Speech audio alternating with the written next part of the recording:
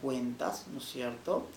Los movimientos de igualdad es en Suecia, Noruega, más o menos, donde se retoma, empieza a cobrar un nuevo impulso y en 1948, más o menos, en adelante, hay un colectivo que es como In A for Eight, ¿no? Que empieza a surgir. Entonces, este va a ser un colectivo importante que va a empezar a difundir, digamos, alegorías en torno al derecho de las personas, digamos, de la disidencia sexual, ¿no? Estos han impulsado otros colectivos como en Estados Unidos, como la Matching Society, ¿no? Que tenía un corte socialista más o menos.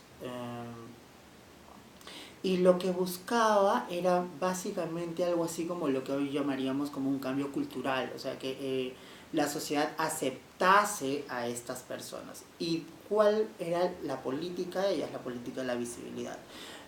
La consigna era, mira, los homosexuales existimos, no somos personas raras, somos tíos, primos, profesores, doctores, bla, bla, bla. Entonces, como que estamos en todas partes. Entonces, realmente empezaron a promover toda una política de la visibilidad, precisamente para poder cambiar un sentido común que estigmatizaba a las personas de la disidencia sexual. Cuando me refiero a disidencia sexual estoy diciendo aquellas que nos apartamos de la heteronormatividad, ¿no? Como personas que estamos integradas y conviviendo con todas y todos los demás, que no estábamos recluidos, digamos, ¿no? Aunque por supuesto han habido muchas personas que han sido forzadas y obligadas a vivir en una situación de, digamos, exclusión propiamente, ¿no? De eso creo que no cabe duda, pero digamos que estos fueron los otros grupos, digamos, ¿no? Y finalmente, ya para este periodo, digamos, de surgimientos, ¿no? En Nueva York, ¿no? El 28 de junio de 1969, estamos hablando de la revuelta de Stonewall, que va a fundar la potencia y la capacidad de respuesta de estas personas, ¿no? de estos colectivos, para frenar una represión policial. Lo que ocurrió en este bar, digamos que era un bar donde la gente frecuentaba, socializaba y frecuentemente era hostigado por la policía, ¿no? Hasta que en algún momento, pues en esta fecha decidieron hacerle frente, frenar y recobrar el espacio que les pertenecía, ¿no? Ese era su espacio y obviamente este instrumento de represión institucionalizado además, ¿no? Esto fue, digamos, por fin, digamos, expulsado, ¿no? de alguna manera. Entonces esto es bien importante porque a partir de esto es que se va a construir todo un discurso sobre el orgullo gay, ¿no? Sobre la capacidad de recuperar el espacio, que es muy importante esto, ¿no? Ya en América Latina, digamos, si bien hay como una serie de discusiones sobre en dónde comienza, podríamos decir, digamos, con cierta claridad que es en México, ¿no?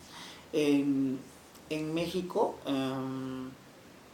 un pequeño grupo congregado a raíz de que fue despedido un gay de una tienda,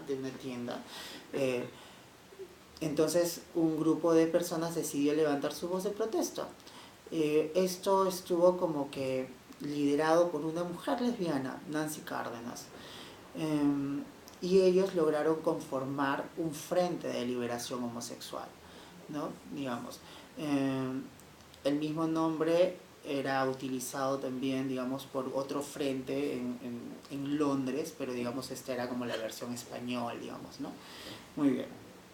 Luego han seguido Brasil, Perú, ¿no? En todo este, digamos, desarrollo ya en Latinoamérica, ¿no? de los movimientos. Ahora, ¿cómo es que se fueron desarrollando también? Realmente fueron, de alguna manera, conectados por lo que ocurría. Tomen en cuenta de que en esa época no había redes sociales como ahora, que uno, ¿no?, entra y está comunicado con el mundo, ¿no? Entonces, todos los intercambios universitarios de estos chicos que querían ir discutiendo estos asuntos, y también las izquierdas y sus redes, entonces fue lo que fue animando y dando forma a estos espacios de discusión, inicialmente como unos espacios como de discusión por la fuerte preocupación que se tenía por la persecución institucionalizada y social, ¿no? O sea, hago esta distinción también porque no solamente estamos hablando como que es la sociedad la que rechaza, no, era el Estado de manera sistemática quien perseguía, ¿no?, a través de sus aparatos de control, ya sea la guardia policial, etcétera, etcétera, etcétera, ¿no? Y ya que se había construido a este sujeto de la disidencia social como un ser, digamos, por decirlo menos, nefasto para la sociedad, para el proyecto social, digamos, ¿no?, para el proyecto del buen vivir. El primer grupo organizado tiene un nombre como algo así como Acción por la Liberación Homosexual, en 1982, que tuvo un periodo de duración muy pequeñito. Sin embargo, fue, digamos, se forma, ¿no? Y es en el 83, ¿no?, donde en una reunión en la playa Punta Negra, donde se hizo como un taller, una reunión o algo así, ¿no? Y ahí se abordaron temas como cuál va a ser la visión, la misión de esta nueva organización, ¿no? Que va a dar vida y va a conformar a lo que nosotros conocemos como la organización más antigua en el Perú, que es el MOL, ¿no?, el Movimiento Homosexual de Lima. Esto es bien importante porque realmente el hecho de sentarse a discutir la institucionalidad con la que se tenía que dar frente a una situación, digamos, de precariedad social, como es la cuestión de la homosexualidad, bisexualidad o de cualquier otra disidencia sexual que uno pueda imaginar, para poder dar respuesta realmente, digamos, consistente y sistemática, ¿no? Y una de las primeras apariciones públicas es en una revista que se llama Hermano Lobo, ¿ya? Que fue, digamos, una serie de entrevistas a estos activistas, que algunos aparecían también como que con mascaritas. Sin embargo, eso fue parte del proceso de la visibilidad, por lo menos en este país, ¿no? En el Perú se han generado un conjunto de organizaciones a lo largo y ancho del país, y también hay redes, ¿no? Han habido intentos de redes también regionales y también nacionales. Una de ellas, por ejemplo, es la Red Peruana TLGB, que debe estar, digamos, debe tener como más de 20 miembros, por ejemplo, ¿no?, en términos de organizaciones y también personas individuales. Luego van a crearse otras redes, digamos, muy específicas. Por ejemplo, también el tema del VIH en principios de los 80 va a marcar toda una línea, una corriente de activismo específico sobre el derecho a la salud y el acceso a los medicamentos. Si bien no es propiamente personas de la disidencia sexual u homosexuales,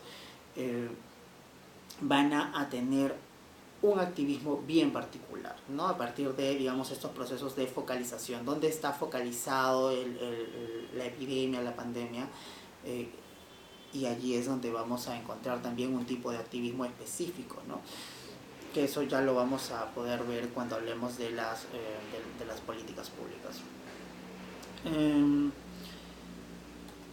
A partir de estos espacios, digamos, de articulación, es que se han ido generando algunas actividades bien concretas, ¿no? Por ejemplo, las actividades como El amor no discrimina o Besos contra la homofobia, son, digamos, actividades íconos que buscan, digamos, representar algún tipo de demanda específica por parte de los colectivos.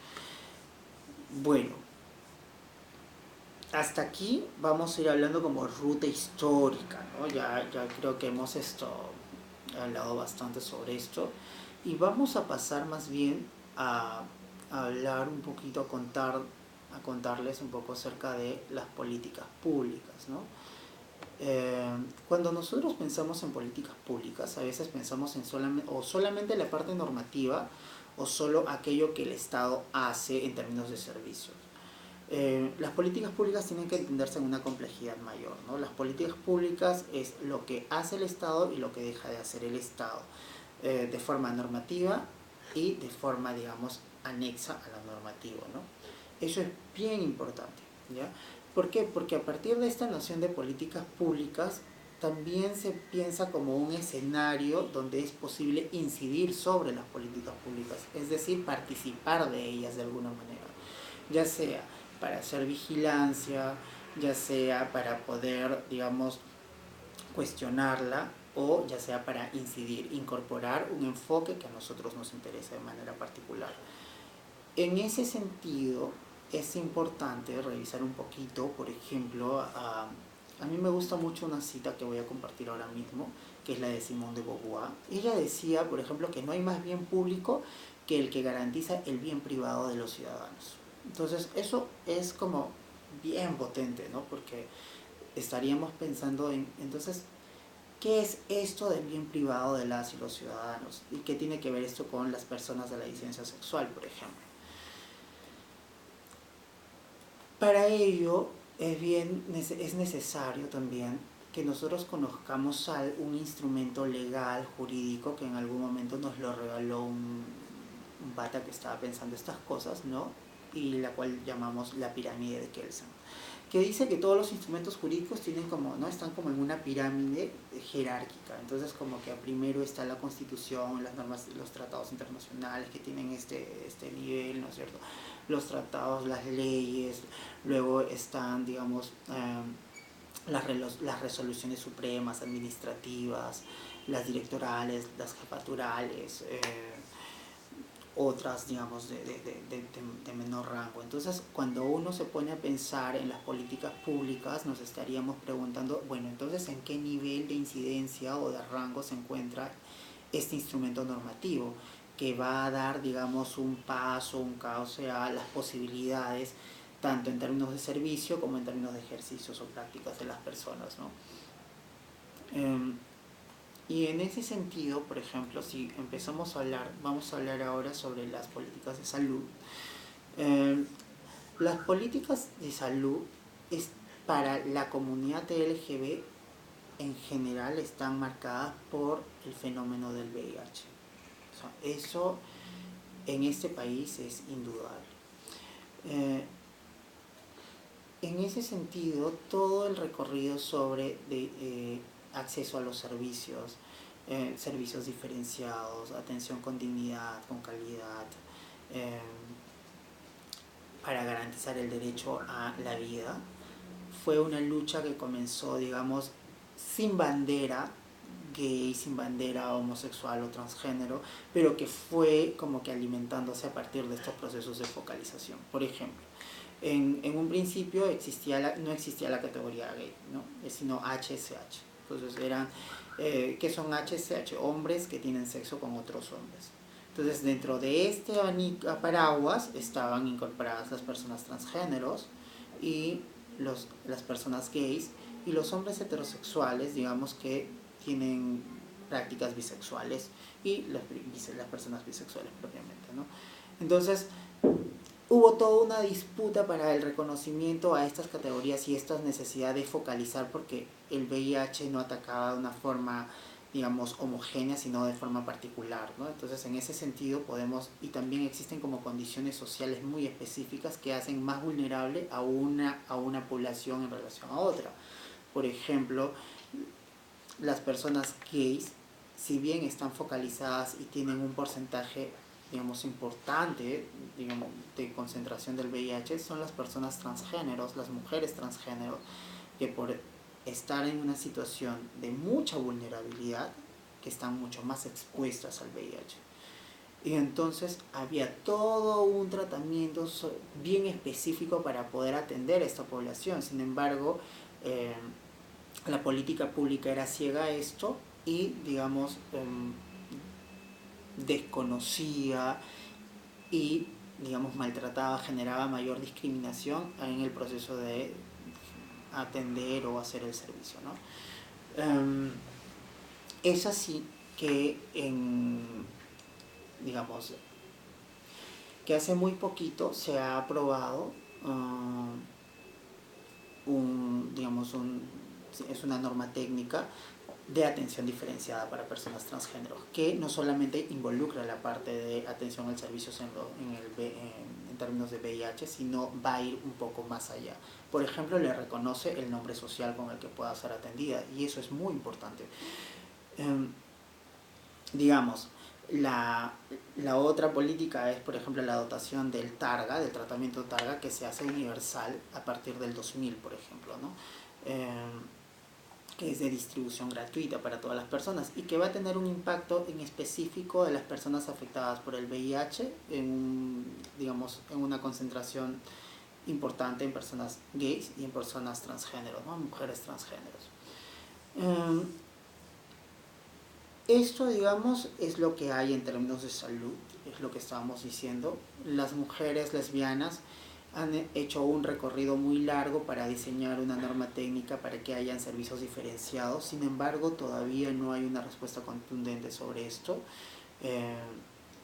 Así es que, digamos, estamos esperando este proceso. Con relación a otra política, digamos, bueno, ya estábamos hablando sobre las políticas diferenciadas sobre las personas transgéneros, ¿no?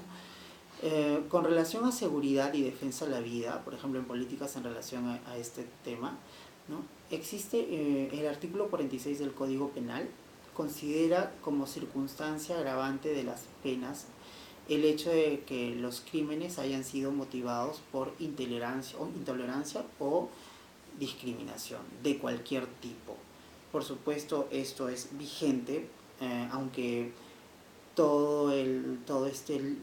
esta pelea por continuar con esta modificatoria que ponía en específico la orientación, o sea, las causales, ¿no? Incorporando la orientación sexual e identidad de género, digamos, eso todavía están como que, ¿no? O sea, si bien en el pleno del Congreso, en el Congreso ya le han bajado el dedo, es todavía en el Ejecutivo que podrían rechazar, observarla, todavía estos procesos todavía están allí, pero digamos, lo que sí es real es que existe un artículo en el Código Penal que va a incorporar como causal la discriminación. No es específico